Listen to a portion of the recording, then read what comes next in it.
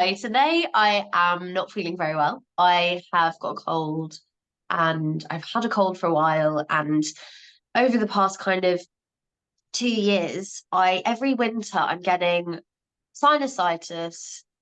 Obviously, we've had COVID, um, just your general cold. And for the first time, I think in my whole life, I had a flu about 3 weeks ago, where I was completely sofa bound. I couldn't move. My brain hurt. My couldn't breathe through my nose. My mouth was dry, like everything, all the symptoms, and I've never felt anything like it. And I also am not a big fan of using medication to mask the pain. And I'm also not a big fan of taking any medication to help me get better. Mm. I would much rather focus on things like my lifestyle, my diet, and my like water intake and different things like that to help heal me quicker, because Mm. I think getting unwell is also just part of the germ ecosystem, and it's important to build up your immune system. If we don't get unwell, then we're not going to have a strong immune system. Um, so what would kind of be your advice for me if I were to say, um, where should I start if I am constantly getting unwell and or just not feeling optimal? Mm. Okay, so I think this concept of feeling optimal, a friend of mine said the other day to me, when did you actually feel 100% last time? And I was thinking, I don't know, in fifth grade. But yeah, so in any case, we can support ourselves, our bodies with the right nutrients to a huge extent. And what you were describing there, having the flu, just as a side note, I read the other day that the famous chicken soup that grandmas always made for us when we weren't well, that actually has a very strong scientific basis that the collagen and various nutrients in very basic chicken soup are highly anti-inflammatory. So that is something to keep in mind. Whatever your grandma, grandparents, aunts and uncles know from back then, that is the kind of wisdom that actually still supports our health now, and especially as you say, all these pharmaceuticals that will mask the symptoms, they don't actually they don't actually improve the underlying disease process or the underlying physiology. So that's a very important thing I think to keep in mind. So specifically for immunity, I think there is one thing, of course, that everybody is talking about by now, but probably still not in the required depth, if you will, is vitamin D, and that is a nutrient. It is, even though it's called a vitamin, but it's actually a steroid hormone that the human body produces when UVB rays from the sun hit the skin. So that's kind of the fundamental process. But of course, how we live, where we live indoors. Most people wear sunscreen. We don't work outdoors as our ancestors used to. So there's simply not enough chance to produce enough vitamin D ourselves. And of course, the people are migrating to different parts of the world where they're not optimized for in terms of their physiology. So anyone who is of African descent and who lives in Africa and does not wear sunscreen and just live a natural life, they likely have sufficient vitamin D. But how many people still live like that? And of course, we live in the UK, where the sky is somewhat disappointing at times, and we work indoors. We don't have we don't stand the chance of ever producing enough.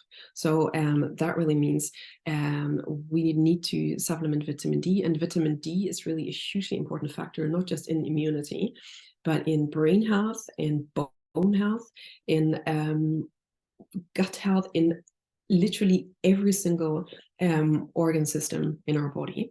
And it's quite interesting to look at what the recommendations are globally in different worlds and different health systems in terms of the recommended daily intake for vitamin D.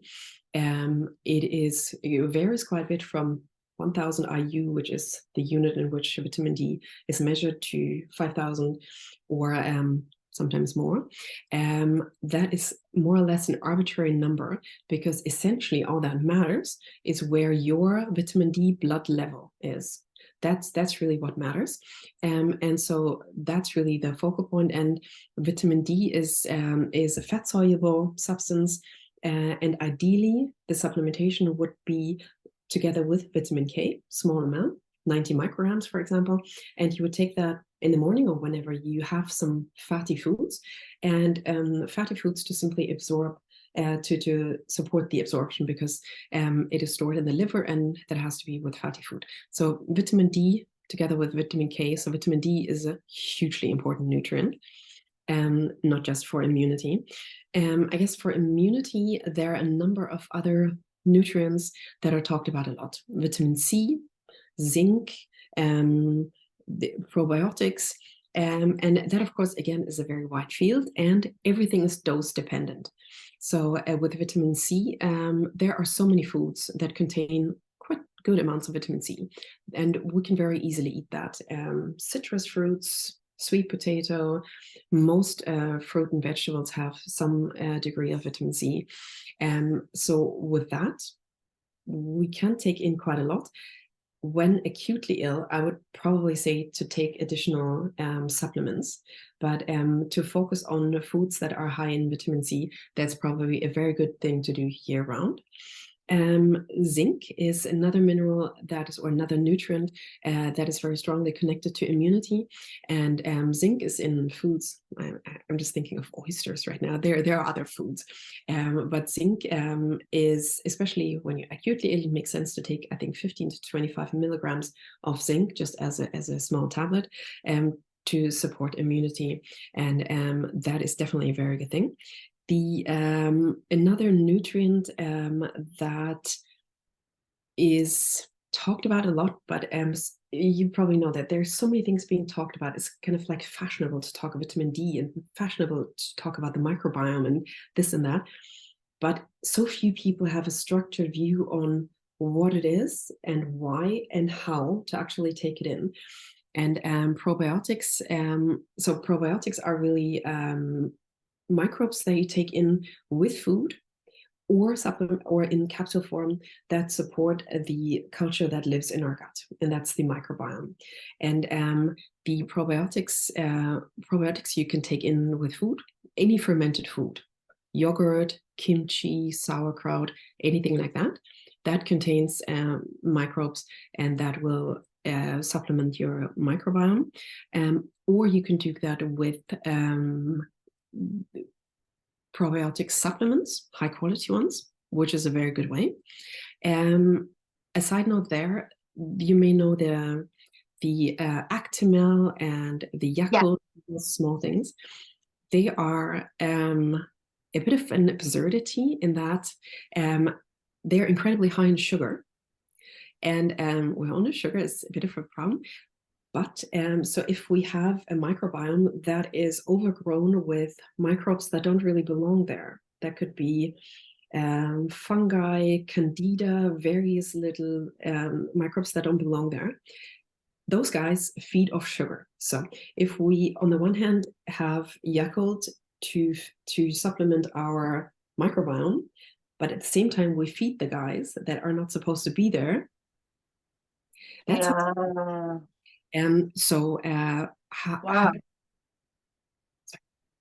Sorry, I'm just like, it's so interesting. I'm just having a moment of like realization where that's like, I know some people are so religious about taking probiotics in the morning, and obviously they're full of sugar. I mean, I'm not a Actimel Yakult kind of person, but that's like, so it makes so much sense that the sugar is basically feeding that. Am I right in referencing it as bad bacteria? Or exactly. Yeah.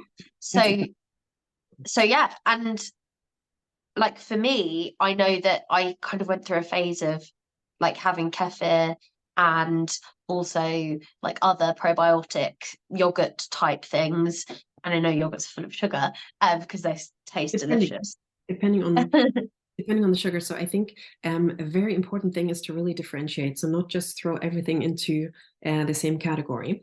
Having Yakult and Danone and fruit yogurt in the morning, that is just a random sugar bomb that feeds the bad bacteria, and that is called dysbiosis. So that's one thing. But having a natural, high quality, wonderful yogurt, a natural kefir, without any fruity shit in there, but actually the natural stuff is perfection. So that I think is a very important differentiation, and having high quality probiotic supplements is a perfect way to start the day. So that I think is very important to be very clear what is what. And sauerkraut is a bit of an acquired taste. I'm German, but I'm not a fan.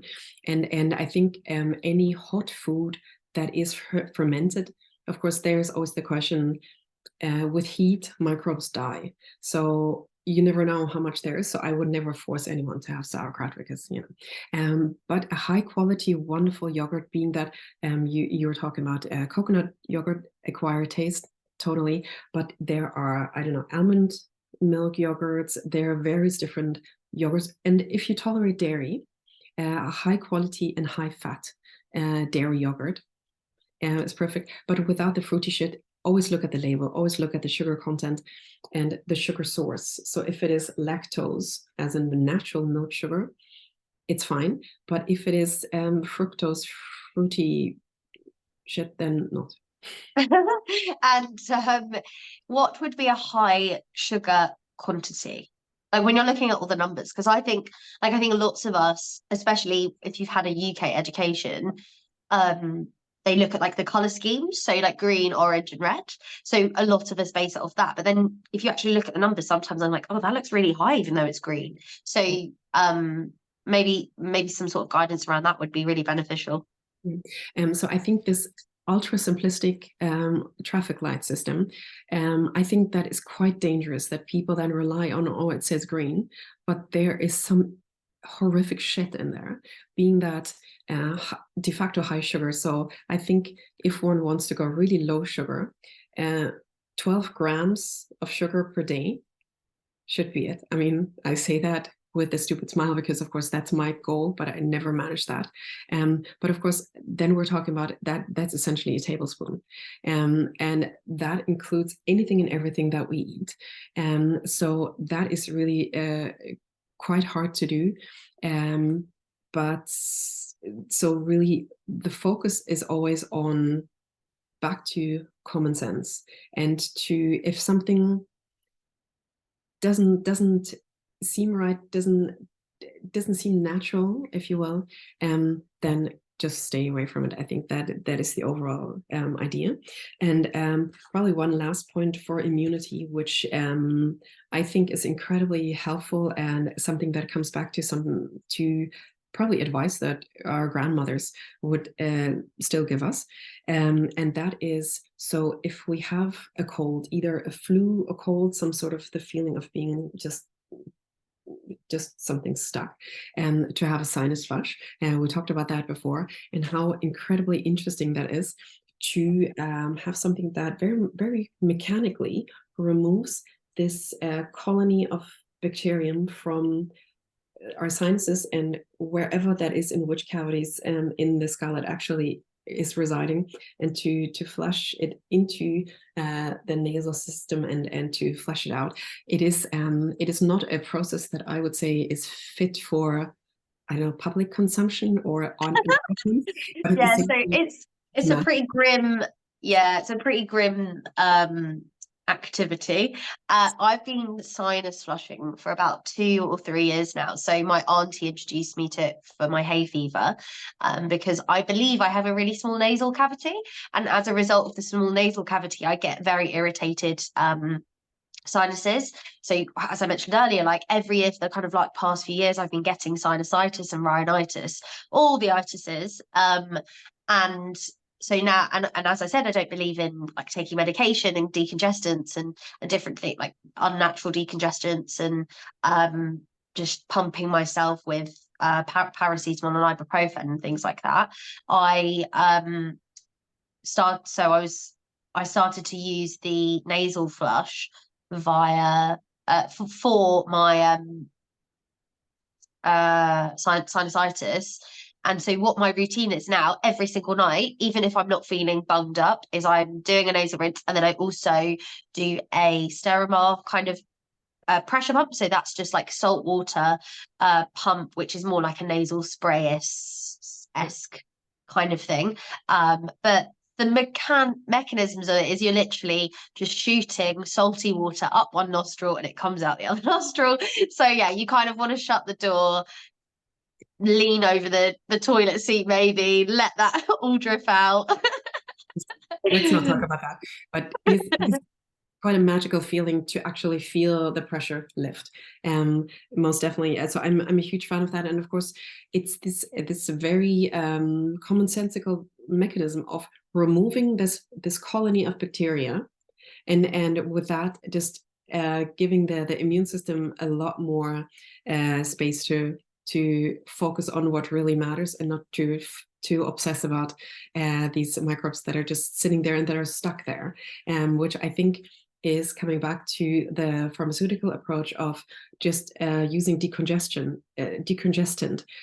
which doesn't actually move anything in the underlying disease process. It just keeps everything there. And I think moving it out, that is probably the right, or definitely the right thing to do.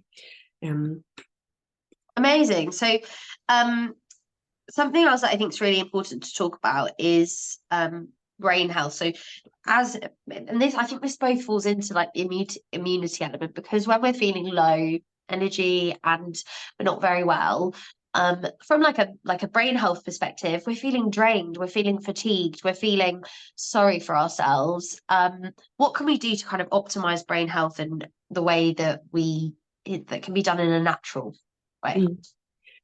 So yeah, as you say, everything's linked. So if our immunity is in good shape, we feel good, we feel clear, we feel strong. So with brain health, that is really a twofold process, I would say. On the one hand, to feed the brain the nutrients it needs, and to really avoid foods and behaviors that harm the brain. And the classic, of course, I have to say it, I'm really sorry, alcohol is a neurotoxin. So any amount of alcohol, being that a little one or however much, alcohol is a neurotoxin. Alcohol will harm the brain. And so it takes apparently 7 weeks for of complete sobriety to heal one's brain. But that is only the start, because of course, if there is this behavior of I'm just having a glass of wine every night, that is quite hard to overcome. So that's really just as a side note. And along that line, there is really one nutrient or a supplement in the context of alcohol consumption and brain health and overall health that I always talk about, which I think is an incredibly important, incredibly helpful thing to do, an incredibly easy thing to do. And that nutrient that is a shrub, it's a herb called milk thistle. And that really supports the liver in both its detox mechanisms. And it is incredibly helpful to simply remove alcohol, so the toxin, from the body quicker. And with that, of course, that means the stress on the brain is less, the stress on the gut is less, and the stress on the liver. And of course, the liver is really our main detox organ. So we need to keep our liver happy, to keep our brain happy, to keep everything happy, because if we just store toxins and toxins don't get removed from the body, we just become more and more and more toxic, and toxicity is really a precursor to any sort of chronic illness. So that's just a small thing. No, brilliant. So basically, milk thistle is the best and only option for a hangover cure. The best natural option for sure. I'm sure there are other ones, but I would say it is an incredibly effective thing to do. Very, very low side effects, and I understand that patients that go to hospital with an inflamed liver, being that a non-fatty liver disease or a fatty liver disease, they will get pharmaceuticals, they get drugs, but they will also be told by their hepatologist to take milk thistle, meaning it is totally accepted in the conventional medical world as incredibly supportive of the liver, but it is not considered something for everyday people to use. I use it every morning, literally. And it's not that I drink every morning. I actually have, I want to say I've stopped drinking, but the other day was Christmas lunch. But in any case, but it's an incredibly good way to support the liver and to detox from life. It's not just alcohol, but really anything and everything that we do. there is likely a toxic element to it, because simply that's the world we live in. So to support the liver means we, in consequence, support the brain as well. And so there are a few other very important nutrients for the brain that I definitely want to talk about. That is, on the one hand, fatty acids, and on the other hand, minerals. And the fatty acids, so that's really the fats. And so we all know about omega-3. So omega-3 fatty acids that occur in seafood and fish, in fatty fish, also in algae, which is the source of how that fatty acid gets into a fish, because fish eat that. And so that is a very specific kind of fatty acid. So it is called omega-3 because if you think about the biochemistry of it all, so in this chain of hydrogens, and so in opposition 3, there's this double bond. It doesn't matter, but the source of omega-3 fatty acids is really high quality seafood. And with high quality seafood, I mean young fatty fish. Young because any older fish like tuna, swordfish, shark will have swum around in an ocean that is sadly full of mercury. So these older fish will have accumulated likely mercury in their fatty cells.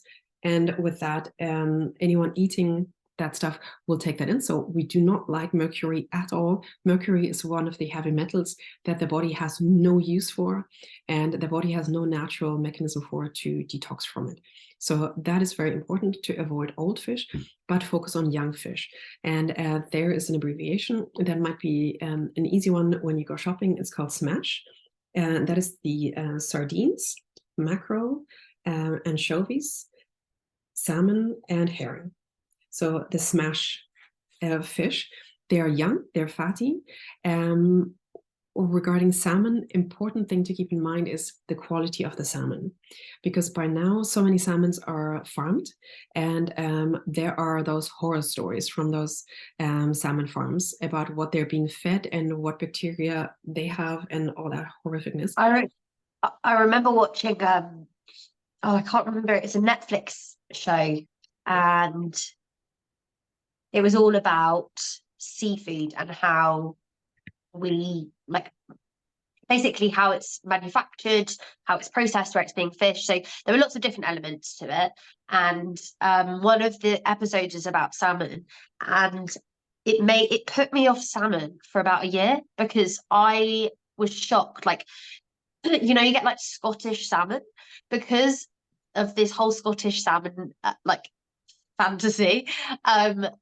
There are so many Scottish salmon farming sites, right? So it might not be natural salmon. It's been farmed, and as a result, I think the salmon is like yellow, and it's so sad. And I don't know if this is true. Maybe you can help. Salmon isn't supposed to smell very strong if it's good quality salmon. Is that correct? Yeah. So any fresh, high quality fish, meat, whatever it is, should not smell funny. So I think the human reaction to something that we find disgusting, that is just the human body saying, run. This is not good for you. And I think with salmon, there are you can buy wild caught salmon, which is from the North Atlantic, and of course much more expensive. And it's a completely different process. So literally catching it wild, that is the important thing. And you simply will notice that at Waitrose, the wild caught salmon versus the farmed salmon, the pricing is very different. So with that, it can be prohibitory in terms of pricing. So, but what is an amazing source of omega-3 fatty acids are sardines. Anchovies, I think there's a bit more of a aggressive choice, but sardines in organic olive oil, I have learned to love it so much. I literally have a can of sardines for breakfast every day. And of course it has to be with nice herbs or something. So do not ever eat anything that you don't like, because that will create resentment and you will stop doing it. But if it's something that you actually really like and you notice how good you feel, that is the perfect thing to do. I think mackerel is a perfect choice, and it's a local fish as well. Herring, perfect choice. So I guess anchovies, maybe that's my personal choice. I find that a bit, but yeah, so yeah, personal choice, but avoid older fish to avoid the mercury exposure. Amazing. So by eating all of these, either like foods full of nutrients and fatty acids, or supplementing that in, or like what impact is that having on the brain, and how is that optimizing the aging process? Okay. So the brain, 60% of the brain of the grain white matter or gray matter is really made of fat. So we need to constantly feed our brain with fats in order to ensure that the cell structures are stable, that they don't just fall apart. So that's the very fundamental approach with fatty acids. So it's not just omega-3, it's also omega-6, but from extra virgin olive oil. That is very important, not the vegetable oils, the seed oils, all these things that come in large bottles and that are oxidized and shitty. Anything that is cheap in large amounts, that is a beige red flag as an unlikely, that is not good for you.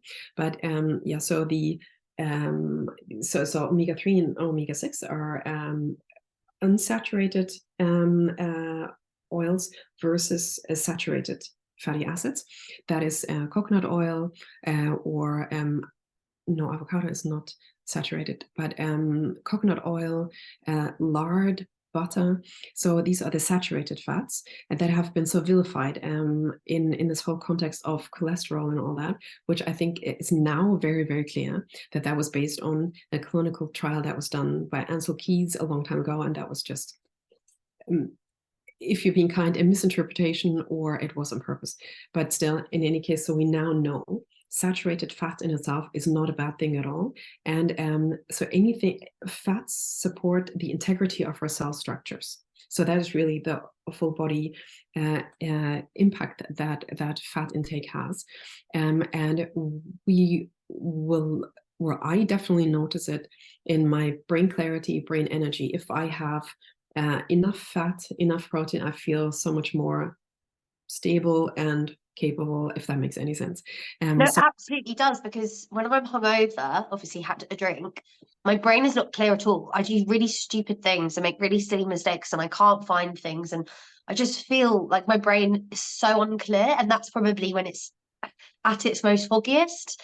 And when, as you're saying, you're doing the complete opposite, you're promoting brain health, you don't have those symptoms, you don't feel like, whereas everything is chaotic and stressed out and confused and anxious and all of those things that are massively affected by the foods that we're put, or the drinks that we're putting into our body. Exactly.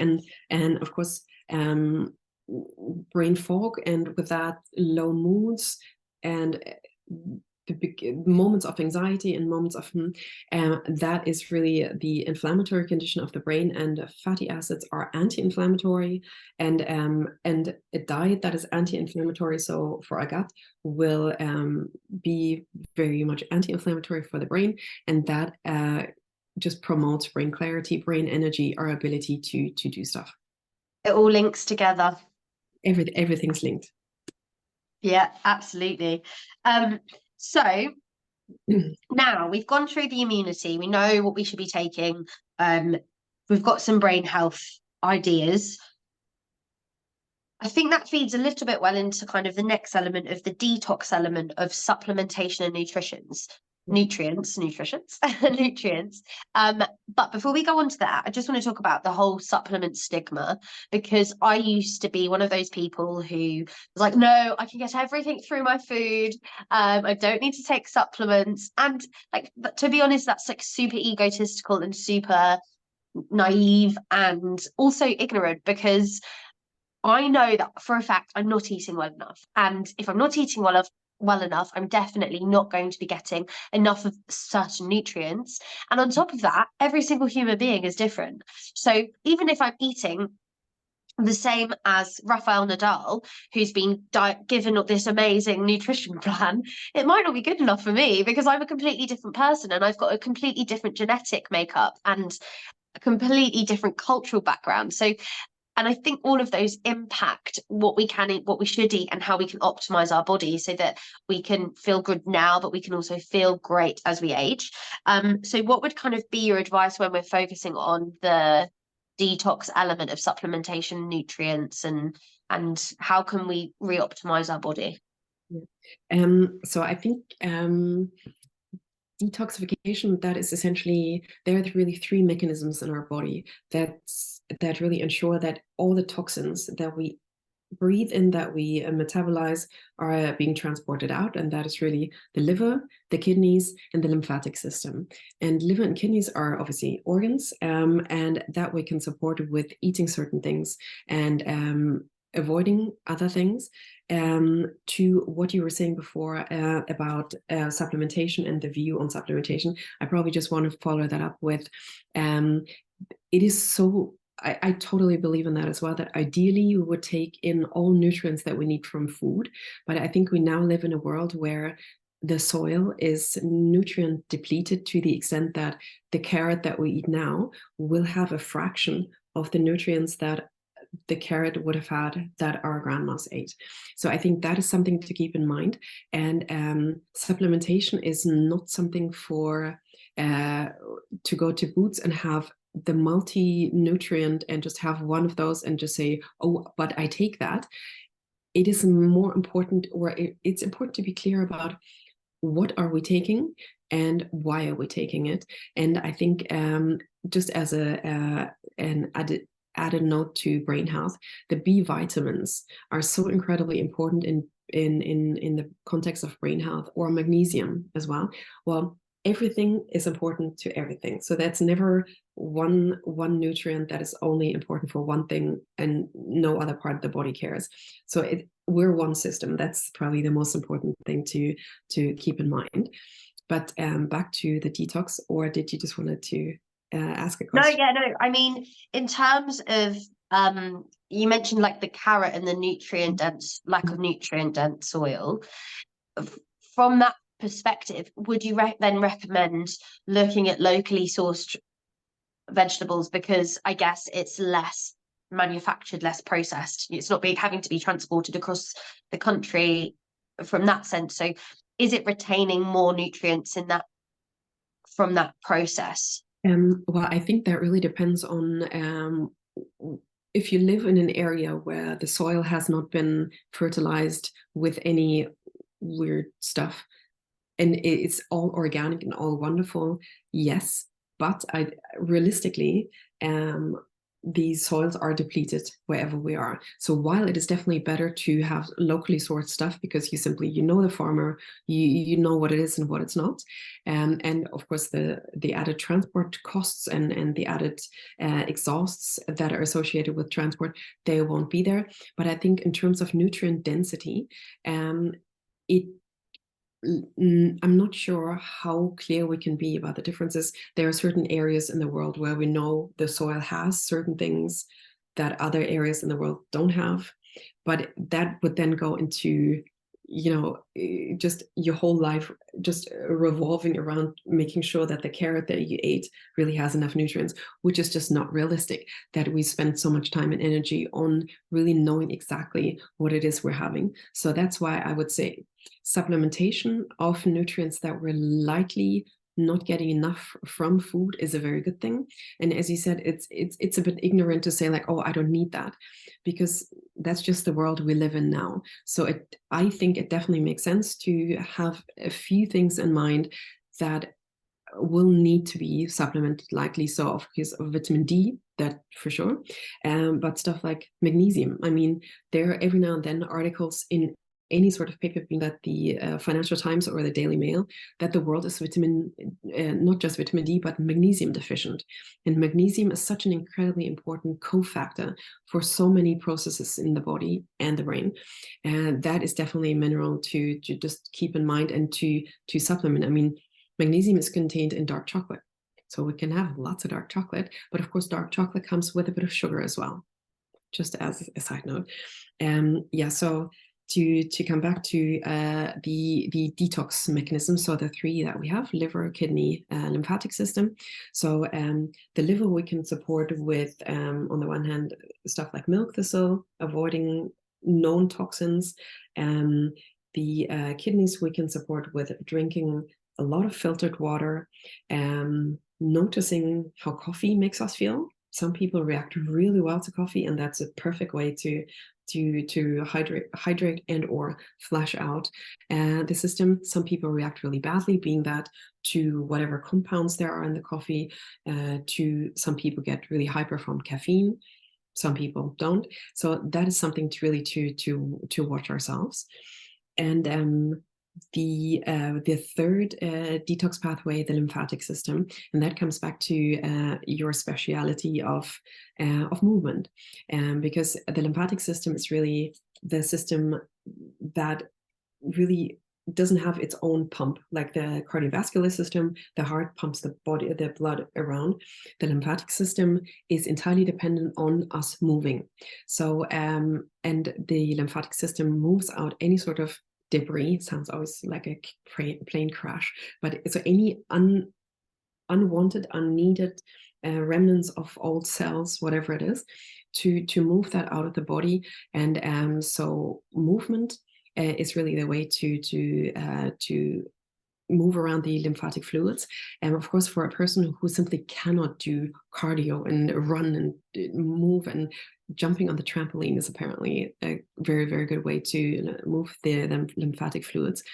I think for a person who just cannot do that because they may have a fractured limb, or they just can't, lymphatic drainage massage. So really having that massage where the therapist would just move the lymphatic fluid, or one can do that oneself with a dry brush. So that is really a very simple process of moving lymphatic fluids with, it looks quite brutal because it's like a brush that looks like something you would brush your little dog with, but you just very lightly, and with that you move your lymphatic fluids, and you notice very much that something's happening. So that I think is an incredibly good thing. Absolutely. I mean, when I go to I get sports massage, and I notice that every single time, no matter what it is, maybe it's deep tissue, maybe it's soft tissue, maybe it's a Thai massage, it could be anything, I am extremely bunged up because my body is basically that all the toxins that have been just stagnant are being moved up to just basically just get rid of them. And it's all that idea of debris. It's like you're like collecting all of that debris and then trying to push it out of the body. And I must have a lot of that debris in my body, because every single time I have a massage or anything like that, I'm getting rid of it. I'm bunged up, and to the point that the person doing the treatment is like notices it so much. And actually the last time I actually had a Thai massage for the first time.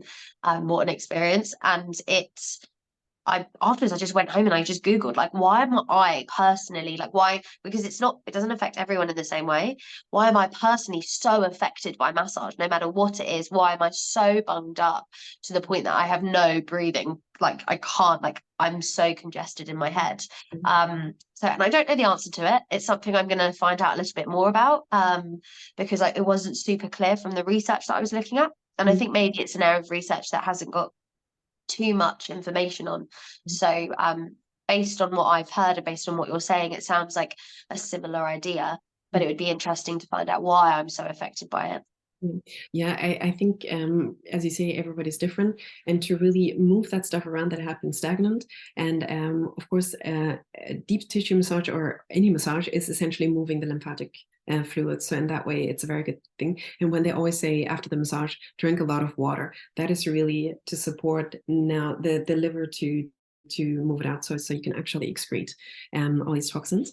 And there are a few supplements or nutrients in the form of supplements that can support the detoxification, and that is on the one hand the, if you will, the daily intake of whatever it is we eat, there is, so for example, in garlic and onions, a compound called allium, which binds to any sort of anything that the body doesn't want, if that makes any sense. And so that we can eat with foods that contain onions or garlic or any other leek vegetable, or take that in as a supplement, and that supplement is called NAC, N-acetylcysteine. And that is an incredibly interesting compound, not just for detoxification, that has been researched quite a bit for immunity as well. And that when you open that little pot, it smells of sulfur, because sulfur is really a substance, a compound that supports the, if you will, binding to any sort of toxin and supporting the excretion. So that I'm a huge fan of. And other things to support detoxification, there are algae called spirulina and chlorella, and they have been shown to be incredibly supportive to detox even heavy metals.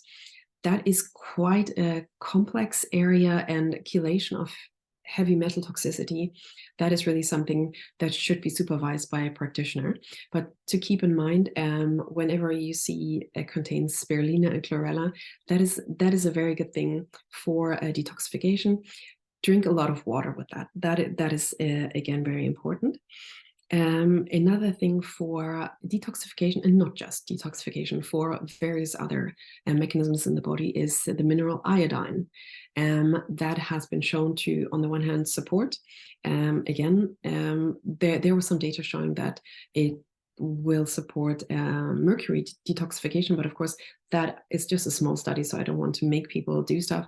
But iodine is so important for thyroid health, and that is not something to be scared of at all. I think with iodine there has been so much scaremongering around that most people are quite deficient. And of course we see all these rates of thyroid disease, and literally anyone and everyone is on T3, T4, whatever drugs, while it is really iodine deficiency that is likely an issue.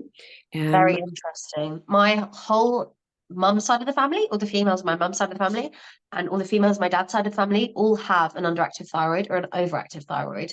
And as a result, I know the symptoms. I'm very familiar with the symptoms of an underactive or overactive thyroid.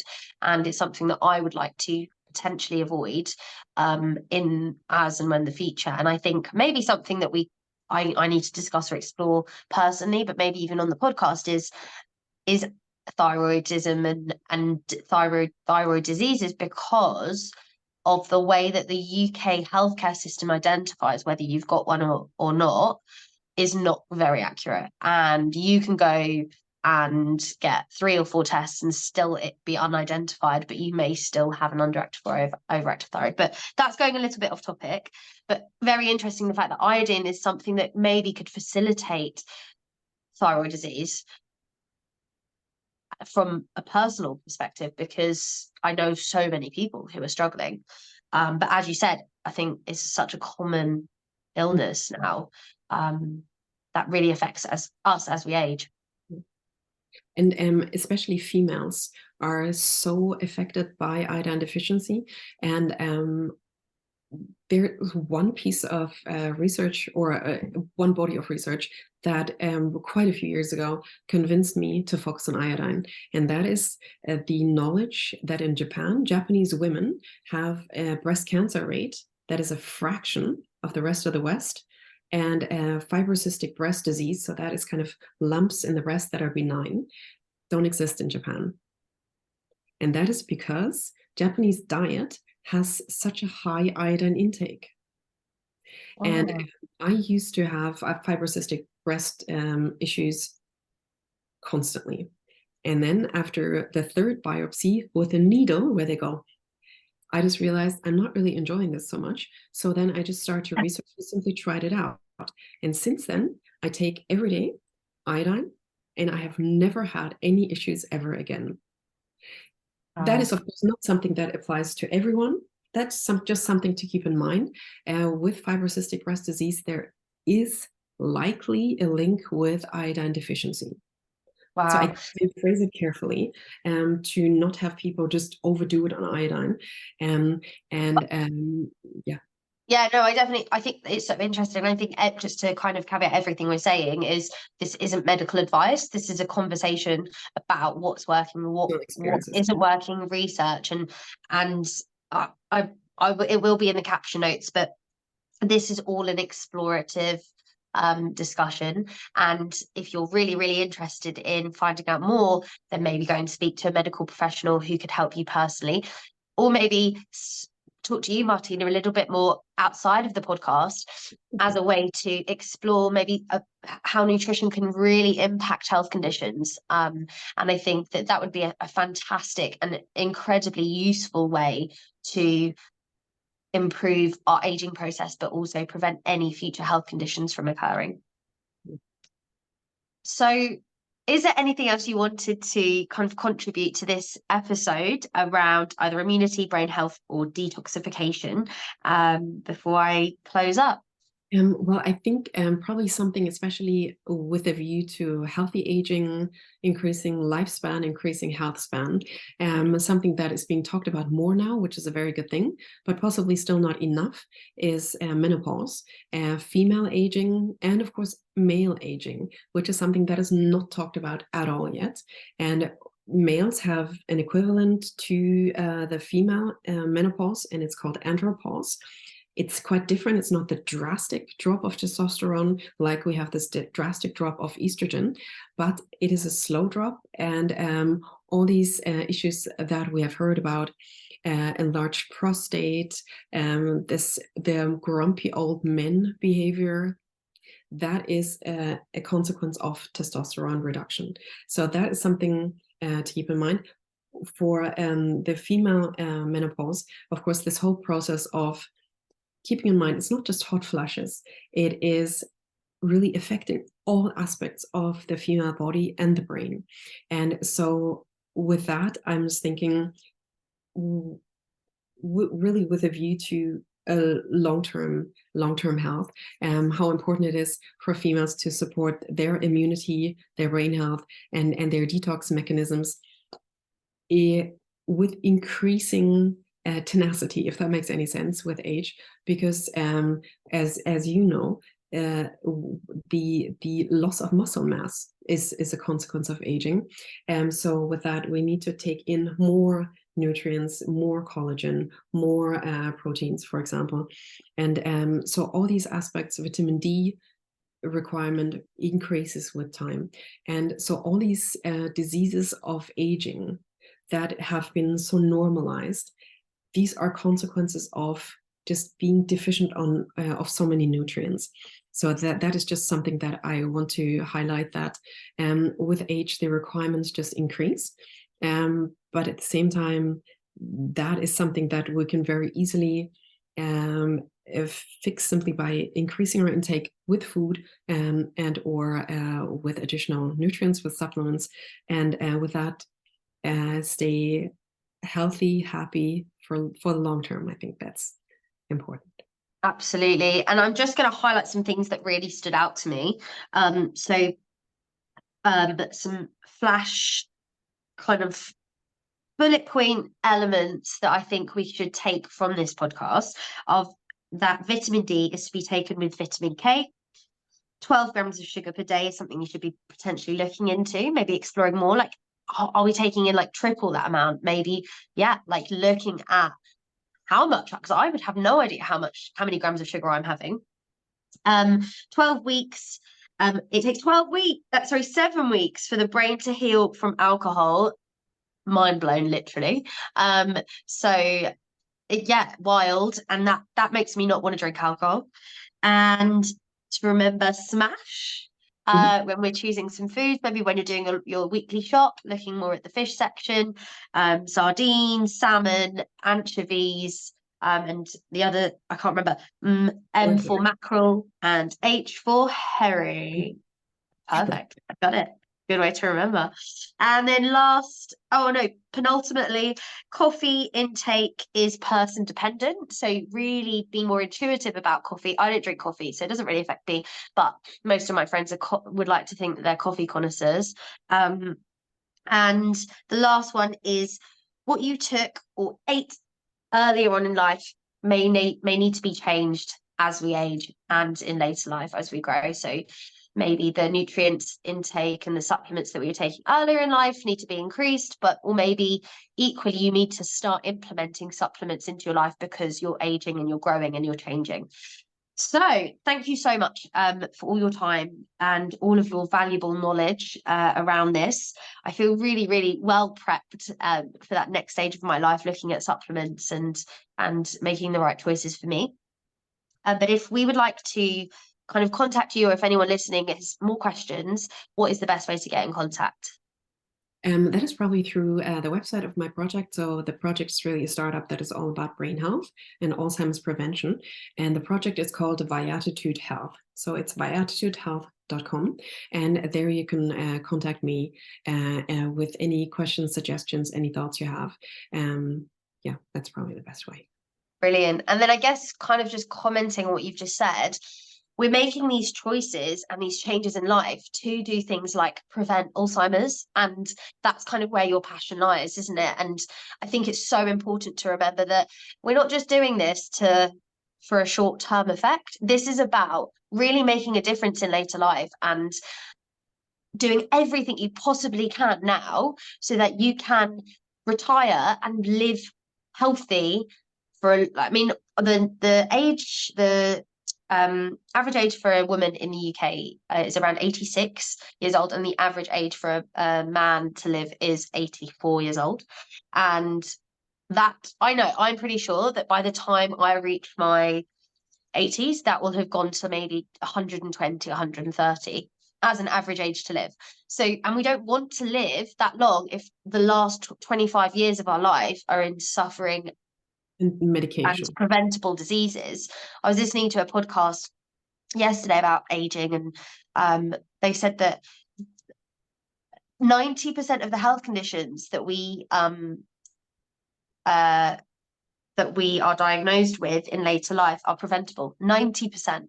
So all of that is controlled by lifestyle factors. The other 10% is genetic, and there is a genetic disposition to getting unwell, getting Alzheimer's, to having arthritis, to all of those things. But we can manage that and we can prevent that. And I think all of us are going to massively regret not doing more if we don't make those changes. But if I know that if I can comfortably and confidently say that when I'm 110 that I did everything I possibly could, but I'm still unwell, I can at least live with a bit of peace of mind that I know that it was anything that I couldn't have prevented, But if you're down that line and you've been diagnosed with 6 or 7 health conditions that were all preventable, you're going to be really cross with yourself.